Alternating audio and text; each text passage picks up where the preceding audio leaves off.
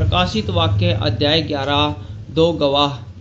फिर मुझे नापने के लिए एक सरकंडा दिया गया और किसी ने कहा, उठ परमेश्वर के मंदिर और वेदी और उसमें उपासना करने वालों को नाप ले, पर मंदिर के बाहर का आंगन छोड़ दे, उसे मत माप, क्योंकि वह अन्य जातियों को दिया गया है और वे पवित्र नगर को 42 महीने तक रोंदेंगी। मैं अपने दो गवाहों को यह अधिकार दूंगा कि टाट ओढ़े हुए 1260 दिन तक भविष्यवाणी करे। ये वे ही जैतून के दो पेड़ और दीवट है जो पृथ्वी के प्रभु के सामने खड़े रहते हैं। यदि कोई उनको हानि पहुंचाना चाहता है तो उनके मुंह से आग निकलकर उनके बैरियों को भस्म करती है, और यदि कोई उनको हानि पहुंचाना चाहेगा तो अवश्य इसी रीति से मार डाला जाएगा।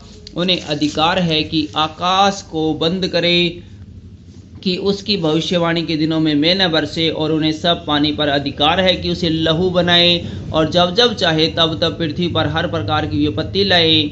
जब वे अपनी गवाही दे चुकेंगे तो वह पशु जो अथाह कुंड से निकलेगा उनसे लड़कर उन्हें जीतेगा और उन्हें मार डालेगा। उसके सब उस बड़े नगर के चौकों में पड़े रहेंगे जो आत्मिक रूप से सदोम और मिस्र कहलाता है, जहां उनका प्रभु भी क्रूस पर चढ़ाया गया था।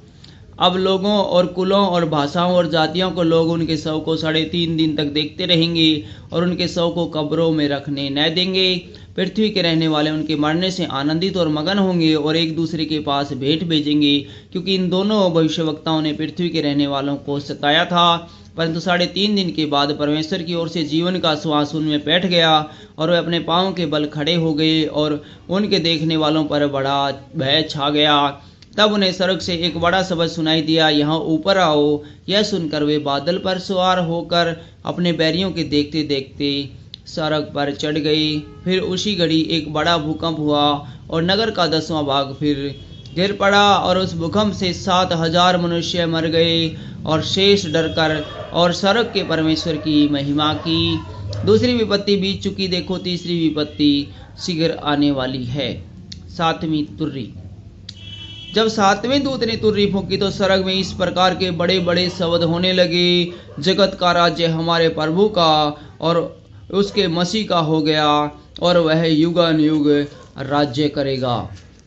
तब 24 प्राचीन जो परमेश्वर के सामने अपने अपने सिंहासन पर बैठे थे, मुंह के बल गिरकर परमेश्वर को दंडवत करके यह कहने लगे, हे सर्वशक्तिमान प्रभु परमेश्वर जो है और जो था, हम तेरा धन्यवाद करते हैं कि तूने अपनी बड़ी सामर्थ्य के कामों में लाकर राज्य किया है। जातियों ने क्रोध किया पर तेरा प्रकोप आ पड़ा, और वह समय आ पहुंचा कि मरे हुओं का न्याय किया जाए, और तेरे दास भविष्यवक्ताओं और पवित्र लोगों को और उन छोटे बड़ों को जो तेरे नाम से डरते हैं बदला दिया जाए, और पृथ्वी के बिगाड़ने वाले नष्ट किए जाएं। तब परमेश्वर का जो मंदिर स्वर्ग में है वह खोला गया, और उसके मंदिर में उसकी वाचा का संदूक दिखाई दिया, और बिजलियां और शब्द और गर्जन और भूकंप और बड़े ओले पड़े। Thank you.